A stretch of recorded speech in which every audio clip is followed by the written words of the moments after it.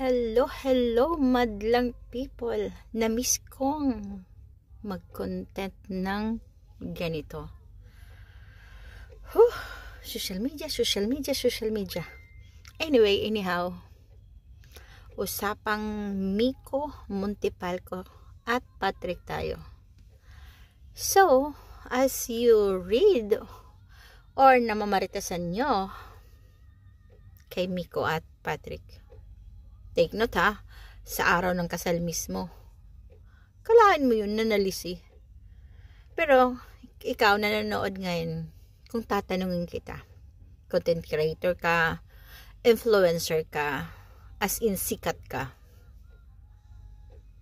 ibabahagi mo ba sa social media ang family problem nyo ng asawa mo? Or, sabihin natin yung issue ng family mo. Diba?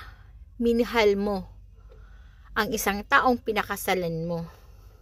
Kahit ano pa mangyari, siguro on my side, eto lang, sa side ko lang.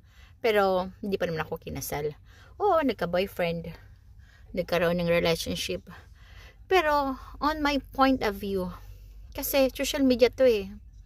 Lahat, aabot international kung saan man lupalop ng mundo. May anak kayo. Minsan, oo, sa tanang buhay mo. Kaya mo siya pinakasalan, diba? Kasi mahal mo siya.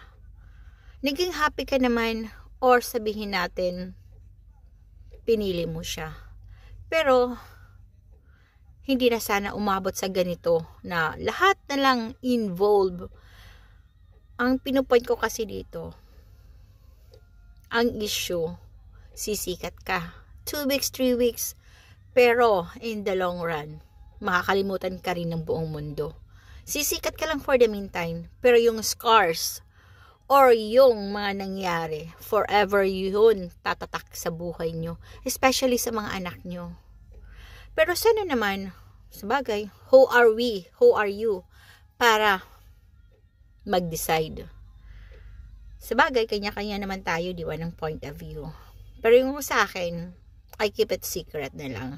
Or sabihin natin, I solve by myself, na hindi ko na idadamay. Kahit gaano pa man ako kasikat, kung gaano pa man ako ka-influencer, which is hindi naman, pipiliin ko pa rin ang kapakanan ng mga anak ko. Diba? Kasi lalaki at lalaki sila. So, mag-aaral sila. At saka take note, walang divorce sa Philippines. Mahirap. Kaya, yung property nyo, kung may bibilin ka man or anong gagawin mo sa pera mo, magiging conjugal property pa rin. Kaya, mag-iingat po tayo sa mga decision making natin. Oo, galit tayo. Lahat-lahat nandun na. Pero, kalma. Yun ang tatatak natin sa utak natin. Kasi yung mga words, hindi mo na mababawi yun. Kahit kailan. So, kaya, let's be careful and be mindful. Okay? Think wisely and decide wisely. Huwag po tayo magdesisyon pag galit po tayo. Kasi mahirap yun.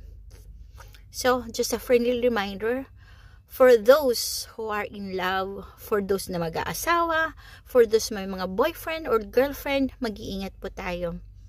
You have to think million times before ka gumawa ng mga actions. Okay? Anyway, this is Kasumi Vlog TV na nagsasabi, kaugaliing gumawa ng mabuti because tomorrow is never a promise. Ciao, ciao everybody! Love ko kayo.